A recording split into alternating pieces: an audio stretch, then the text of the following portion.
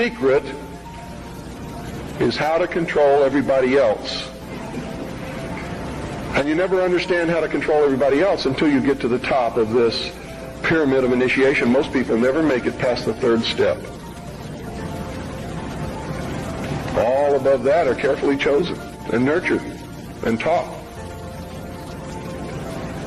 And Americans for all these years have been looking around for the enemy. They've never been able to find an enemy. So those who control them were able to control them even better by giving them an enemy. That's what Stalin and Churchill and Roosevelt determined at Yalta. Who was going to be the enemy post-war? Turned out to be Stalin. And there was going to be this phony Cold War so that the population would never discover the real enemy. And I'm talking about the population of the Soviet Union as well as the rest of the world. You see, the enemy has always been here. It's your uncle, your aunt, your father, your mother, your brother, your sister, your nephew, your nieces who belong to the fraternal orders collectively known as the mysteries. The very highest degrees of which, combined together, make up a secret order known as the Illuminati. Their goal is to destroy all existing religions save theirs, all existing governments save theirs, and shackle the mob in a system of eternal oppressive debt chained to a computer for the rest of their life, and a propagandized world to make them believe that they are happy in this system. Now, do you think they're succeeding? Haven't I described to you just now exactly what is going on in the world today? Yes, they're succeeding. They're succeeding because the American people don't understand their enemy. They don't even know what's happening. You ever seen the cross in the crown? Do you know what that means? It's the symbol of the Templars. The Knights Templar. It is the symbol of the unification of the church and the government over the people. Is that what you want? Here's the way they look at it. Here's their metaphor for the end of innocence. Adam and Eve were held prisoner in the Garden of Eden by an unjust, cruel, and vindictive God.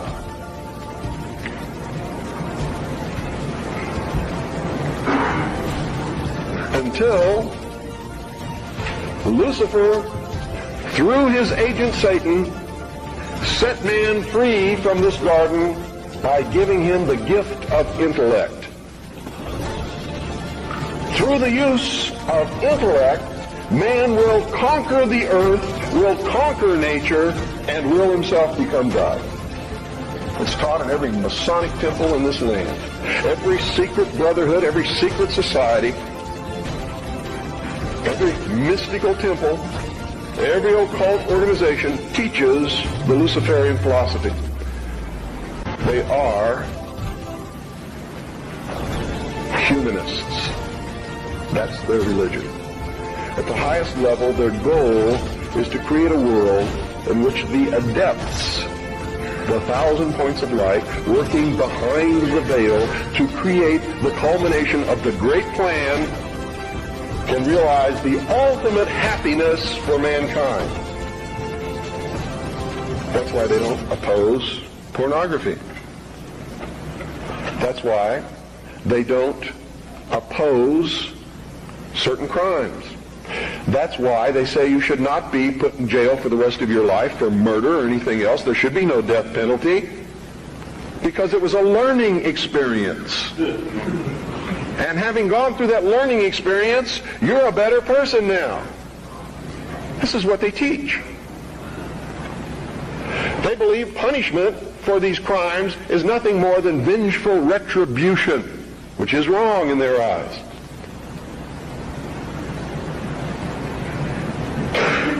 So these are really the two philosophies that we have competing with each other in the world today. Who brought man the gift of fire?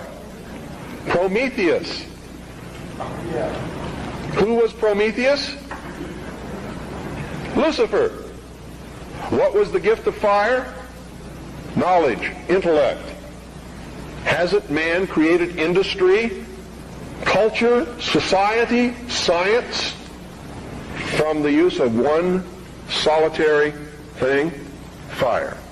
Without fire, none of it would have occurred. None of it. Nothing. There would be no society without fire. That's how it's represented in the ancient myths and in the mysteries. How art thou fallen from heaven, O Lucifer, son of the morning? What is it represented as? A bolt of lightning struck a tree. The tree burst into flames. Ancient man, if you watch the movie Quest for Fire, rushed up and grabbed one of the burning branches, and it burned his hand, and he let it go. He probably didn't go any farther than that the first time. Second time, he may have found a deer that had been roasted by the heat of the fire in the forest.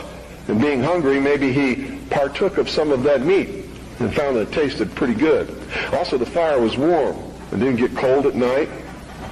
And this is where the whole battle between the forces of light and darkness comes from. Man sat up on a rock one night watching the sunset and said, "Boy, I'm in deep trouble now. I can't see in the dark. There's wild beasts out there. There's tigers with teeth 7 inches long that want me for dinner. What am I going to do?" He didn't know what to do.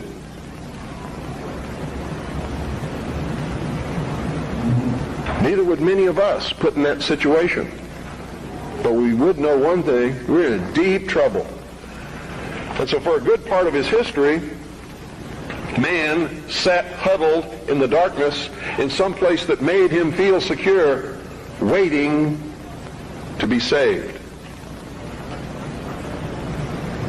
Now remember, folks, I'm not telling you what I believe. I'm telling you what is taught in the mysteries. I'm telling you what our enemies believe. Make no mistake about it, they are our mortal enemies. They want to see us wiped off the face of the earth.